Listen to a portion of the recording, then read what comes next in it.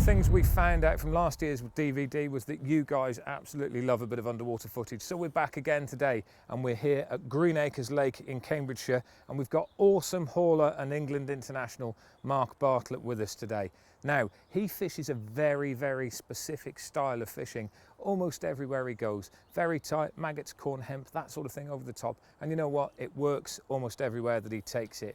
What we'd like to know, he would like to know, and also we're sure you would like to know, is what that style looks like under the surface. The way I fish is, it's just sort of been naturally developed over the years that I've been fishing, really, and I've come to my own conclusion that this is the best way for me to fish. I sort of concentrate all my rods in one area, and I just fishing for almost a bite at a time. It just seems to work. Wherever I've gone, I fish for, you know, sort of big, so hard fish to catch, and also out and out runs waters where you're catching an absolute boatload of fish, and it's just the same result. It puts fish on the bank, really, and I don't see why I should change, and I don't think I will. What I'm looking for out in the lake is somewhere where I can present free rods on a small area, where I can concentrate my feed rather than have like free baited areas in the swim for 3 different spots. You've got a much better chance of getting that bite by having 3 presentations in one area rather than just one with the same amount of bait. Where I'm actually going to fish in the lake it just depends on the lake, really, and especially with gravel pits, they're very clear, and with clear water you get weed a lot of the time. So for the style of fishing that I do, you have to find a spot, and sometimes I'd rather fish on a really clear area where I know I'm going to fish exceptionally well than fish where I want to fish but the bottom's not the right conditions for the fishing that I do. When I'm actually feature finding, what I found is the harder the spot, the better it is, especially in the way that I fish a lot of solid bags over the top, so these aren't like plugging in the bottom of the lake. They're on firm ground, presented absolutely perfectly, and again, with the bait that I use, it's a lot of small particles, maggots, hemp, corn. These sit really nice on the gravel, and they don't get mixed up. If you have a soft bottom, I feel like the fish, if they're coming in and feeding, if they're stirring it up, sometimes the bait can be covered over, whereas on a clear, hard area, your bait's always going to be presented and your rig's always going to be presented equally as good over the top. So and I found also, I feel like you don't have to use so much bait because of this, because you've always got it presented perfectly. With the baits that I'm using, a lot of the time that can vary, no different to the spot. I mean, if it's winter and it's cold and you're just looking for a bite just to save the blank, I mean, you'd have to go with maggots every time.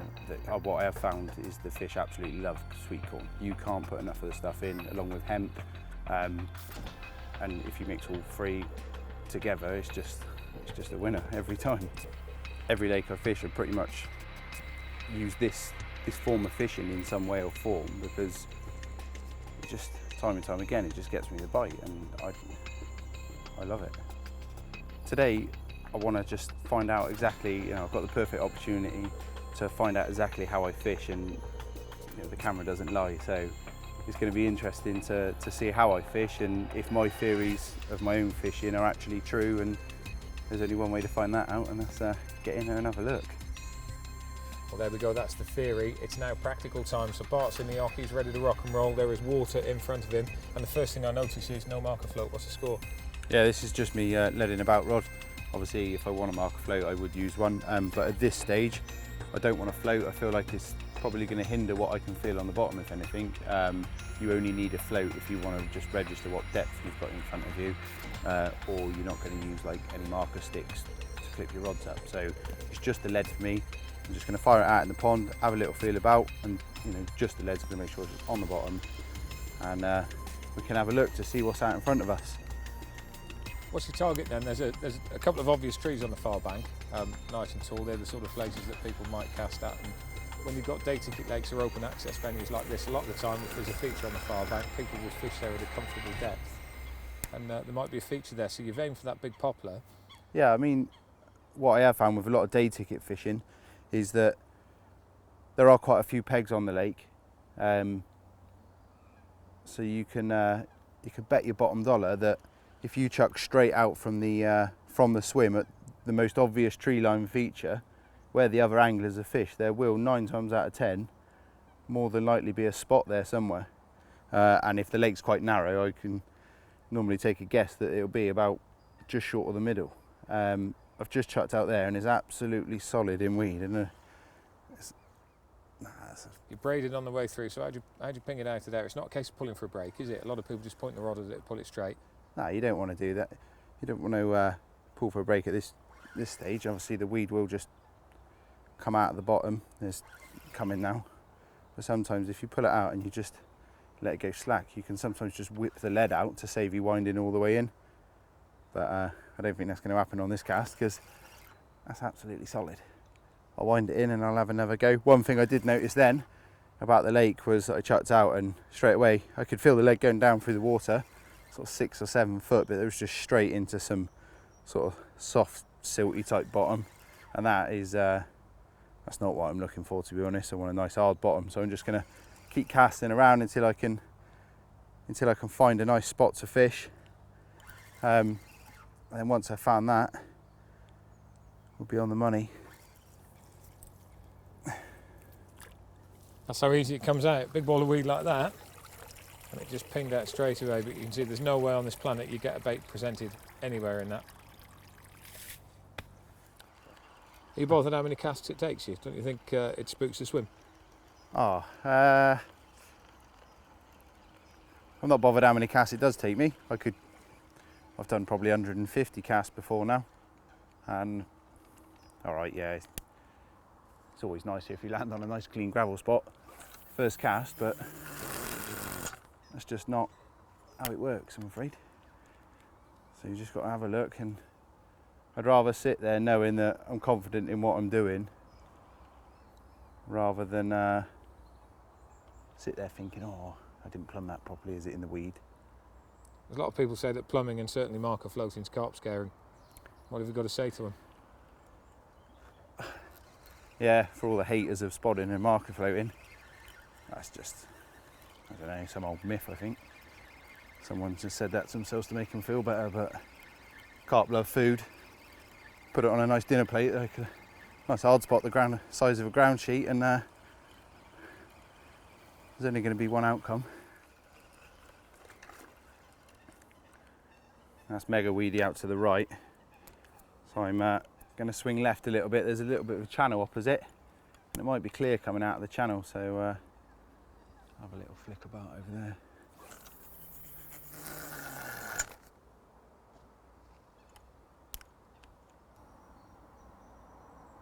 Yeah, that's a bit clearer. Right, I'm going to clip that up, because now what I can do is work the line clip now.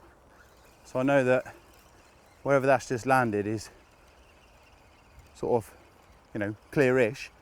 So what I can do now is just work around it and just see if it is anything. If it's not, then I'll just unclip it and try somewhere else.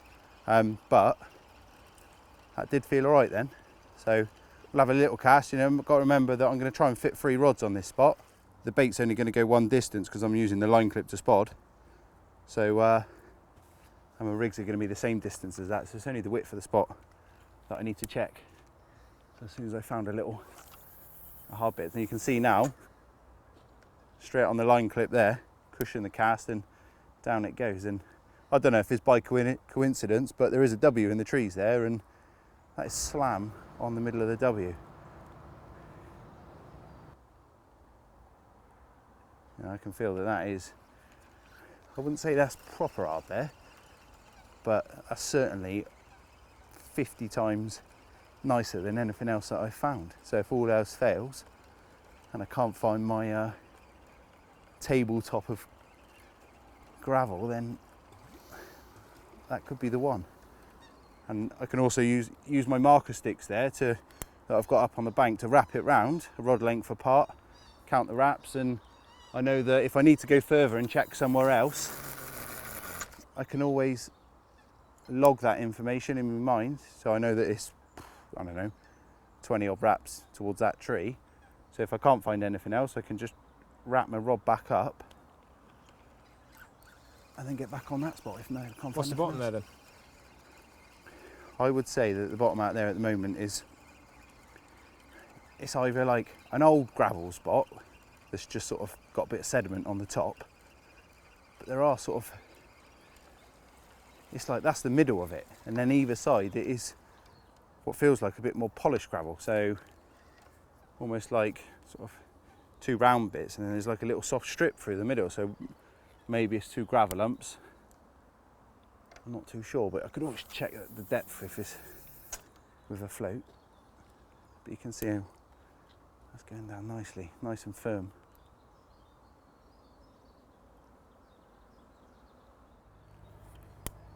Right, so I'm pretty sure that I have found what I'm looking for. So that should be on the button. There you go. Whoa. That's a deal now then. Wrap it up, clip it up, bang a bag on it, and happy days. Yeah, that spot's a bit of me. It's nice, I can fit a few rods on there. It's rock hard. It's sort of quite a nice distance actually as well. There's an island opposite, and it's like sort of off the side of the island, so any fish sort of coming around there is going to pump straight into there. So I'm going to get some rods out, get clipped up, get them out there and try and catch me a carp.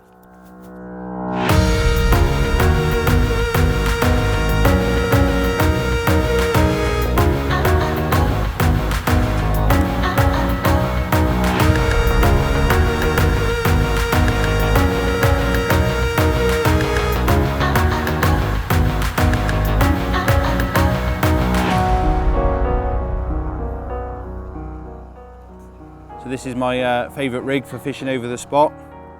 This is just a ready tied lead core leader, a 4-ounce lead, a short non-coated braid, and obviously a hook bait of my choice on there. On this venue, lead core's actually, is banned. So the actual rig that I'm going to be using this session is this one. So I've just put a short length of tubing on there instead of the lead core. And I've actually put a little bit of putty on the end there. Now I'm hoping that that's actually going to pin the tube into the floor as good as the lead cord normally sits down. So fingers crossed that'll work. That's just the trans khaki tubing. This is a 4-ounce lead, and the reason for a 4-ounce lead is that because I'm using a solid bag, when I'm casting out into the lake, I want it to go dead straight, because if it doesn't, then it means that I'm going to have to redo it. And sometimes when you're fishing into a side wind, if you hit the clip and just about lower the bag onto the area, it can sort of swing in the wind. If you use the heaviest lead you can get away with, this will stop that, and it'll make sure that it goes down, it sinks to the bottom very quickly, and you're fishing straight away. Again, that's just the dark camo reflex. That's perfect. That's going to blend in with the bottom, and also it's going to blend in with my pellets as well. And then the hook bait, just a little pop up, little bit of power grip putty there just to stop it popping up too much, and then a size 5 SSBP. That's actually fished like a blowback style with a pear ring, and it works absolutely perfectly. The reason why I've opted for the ring and not a little bit of tubing is because of there are a few tension here, and if the tension does pick it up and spit it out, it will reset itself to a degree, whereas it won't when there's a little bit of tubing on there. So hopefully that's going to catch me a fish.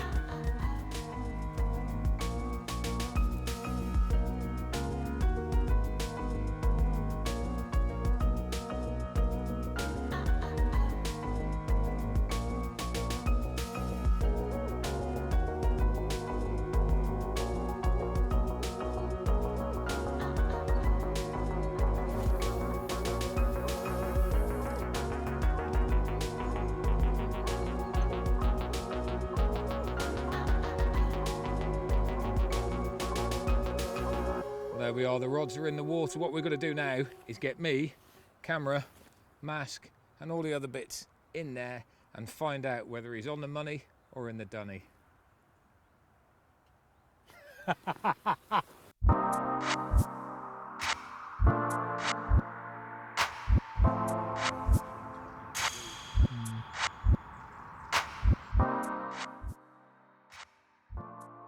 Well, it wasn't very hard finding Bart's spot, and in fact it was more or less the only clear area in front of him, and it was absolutely covered in bait. The visual aspect of the corn and red maggots caught my eye from some distance, and it's easy to see just why Bart loves this combination for pulling the fish down onto his spot. Bart had found an area of gravel with a very fine layer of sediment over the top. It wasn't polished, suggesting to me that this spot had not been fed on for some time. Coming up to the first rig, if we just slow this down, you'll be able to see that despite the inclusion of the putty, Bart's tubing is being held off the deck by the weed just short of the spot. With the tight line Bart is fishing, this is unavoidable with any leader arrangement, and with carp safety paramount, a slack line at 80 yards and a leg this weedy is not recommended. Fingers crossed with Bart's baiting approach, the carp will be too preoccupied to mind. The solid bag itself provides the perfect presentation, and with a plastic corn hook bait on this one, it looks absolutely prime for a bite. As I move out, you'll see that just beyond and slightly right of his bag is his second rig. This whole spot is pretty small, no more than 6 foot wide, but not taking any chances, Bart aims smack down the middle on each cast to ensure that he will always land on a clean area. These two rods are incredibly close, no more than 12 inches apart in fact, and this lad really is the cream of the crop when it comes to accuracy.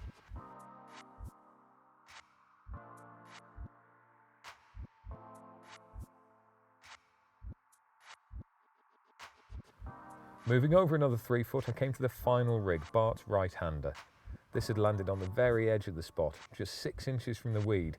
The solid bag ensured perfect presentation, and if this had been a lead clip or a heli setup, the hook link could easily have fallen into the weed. Bart would have felt the donk from the gravel, but his presentation could have been ruined. It's always worthwhile thinking about the use of solid bags if the hole in the weed you are fishing is a tight one. Right.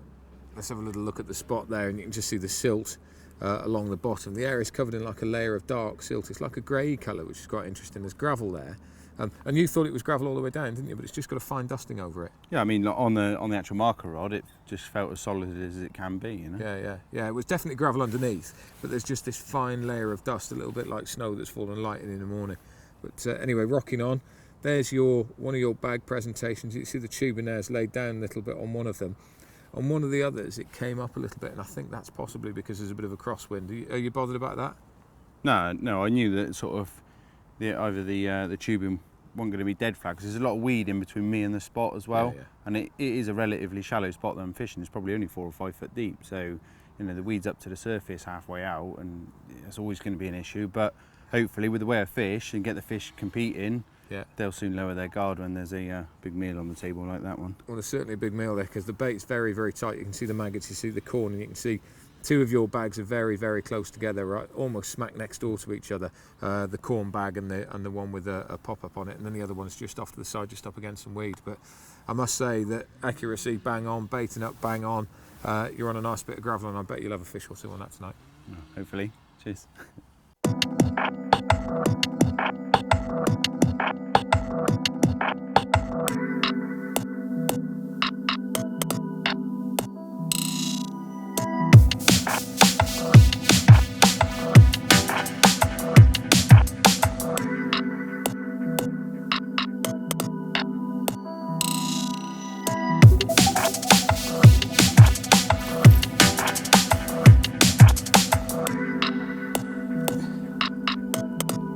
Well, here's the victim of the accuracy tactic. 3 rods on a spot has produced this 30 pounder, £30 14 this one. I had a bite on the other 2 rods as well, but they were tench. So I don't know if I'd have caught this with just 1 rod on the spot. So I'm pleased to fish the way that I did, and well happy with this fantastic creature. What a stunner.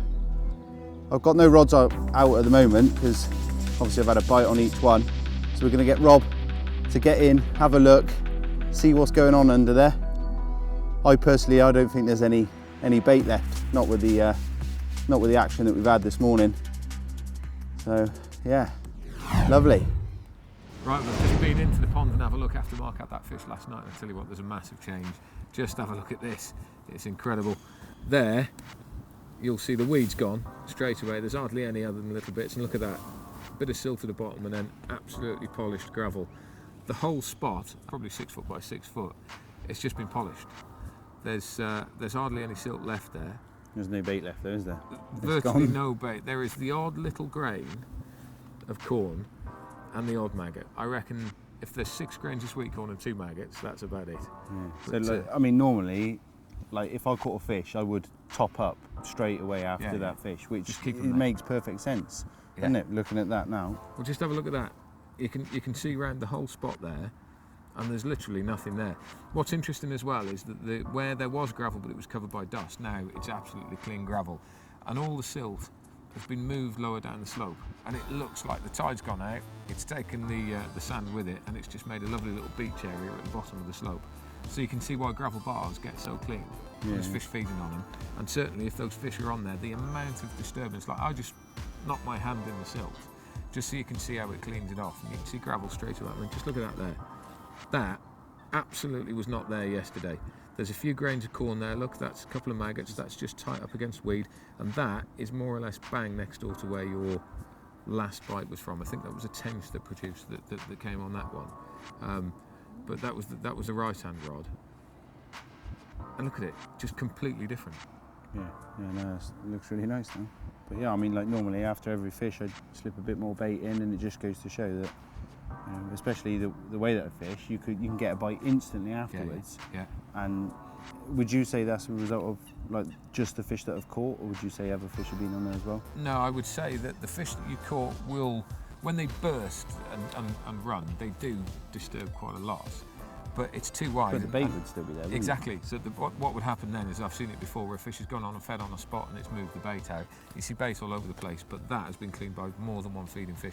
It must have been more than one feeding fish, because there is no way on this planet that the last bait to be taken was by that carp. So there's been more in there. We know there's been tench on there. We know there's been carp on there. It's feeding fish that's cleaned that spot for you. And I think if you just keep putting bait in, particularly particle, it shows how good particle is at making a spot. Yeah, and like also, if I was doing, say, a couple of free nights, then it just shows that how your spot's always going to increase and just get better and better as the session goes on. Absolutely, that's the key. So, firstly, well done. Thank you very much. That. Nice result. I've got 3 questions for you now. Firstly, what was the high point? I think the high point would just be having you here, just to find out exactly what goes on under there. I mean, ideally, I'd like to have found a sort of a slightly bigger spot than what that was, because I like to, really put it on for him. But that was a real small spot. But yeah, just to gain an insight, because we all think we know what goes on, but like really, sort of, you're the only person that does. Because it's such a help as well, because if you can understand what's going on, it's just such a massive help to your fishing. You think you know, but until you see it, you don't really know. So, thank you for the highlight. What was the low light? The low light was probably just the sort of nerves. If it wasn't like what I thought it was like. Yeah. Like, because there's nothing worse. You go out there and go, actually, you're a load of tats. See you later. Yeah. Well, you're on test, aren't you? And there's no getting away from it. No, like that camera does not lie, does it?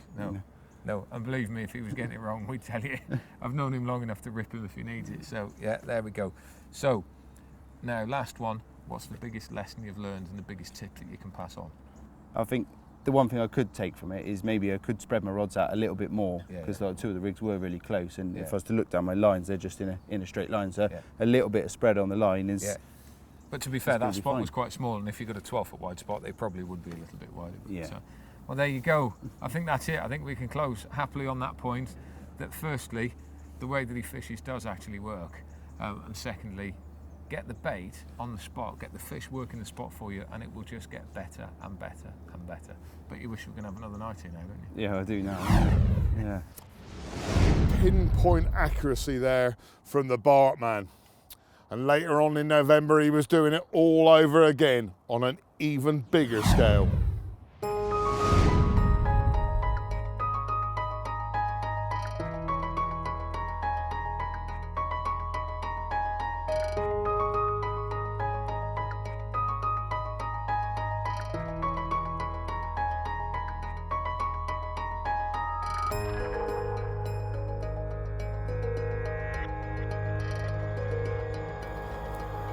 Well, here we are.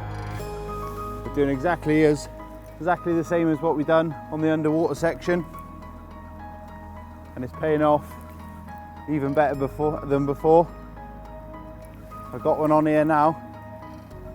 This is my second bite in about 5 minutes, and just before that, I've had a fish that I'll never forget. It's a proper weapon, and we'll get her out You can have a look at her, but it'll make you shake.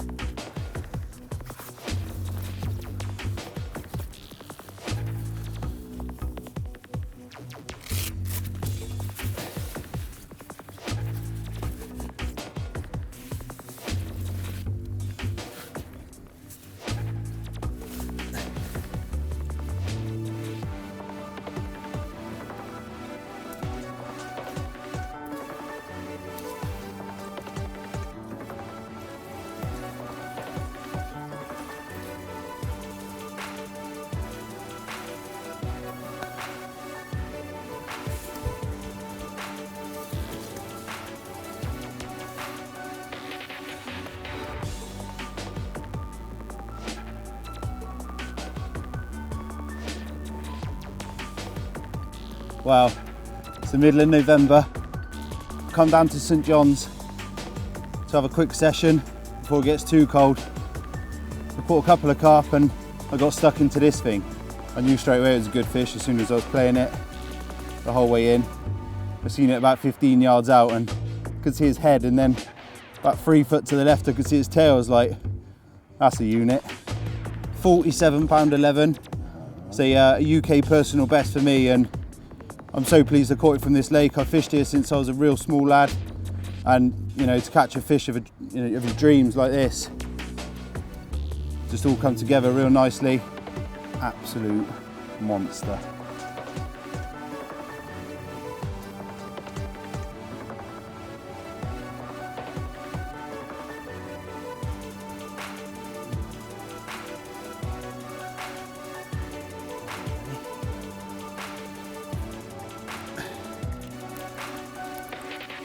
Just about to slip her back now.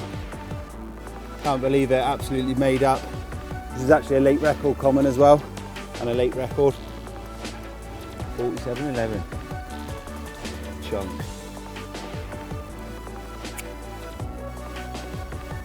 See you later, baby.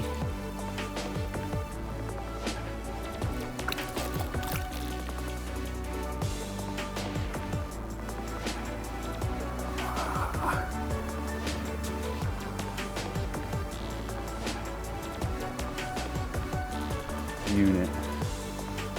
Look at the size of it. It's like 3 foot wide. Wow, proper fish.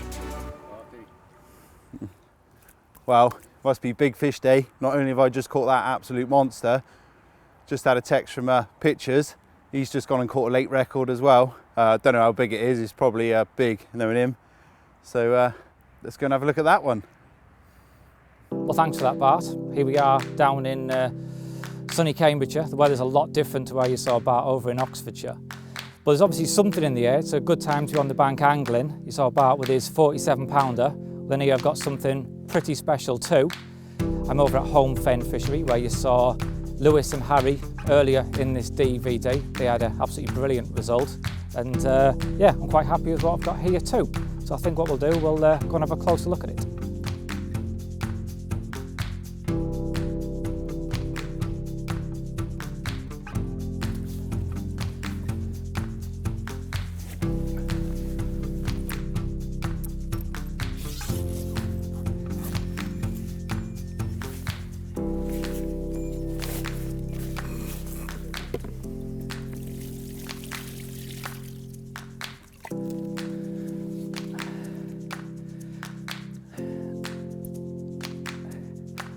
He is.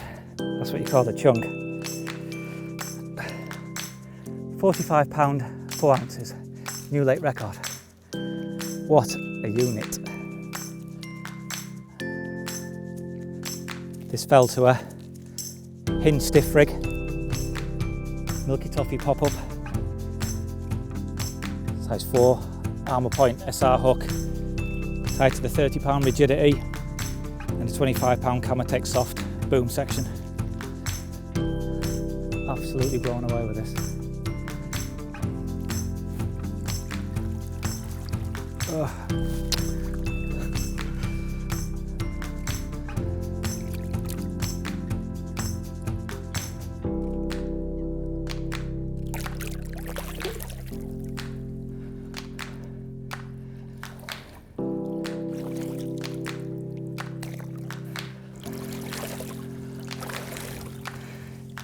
Got to get in there with them, haven't you?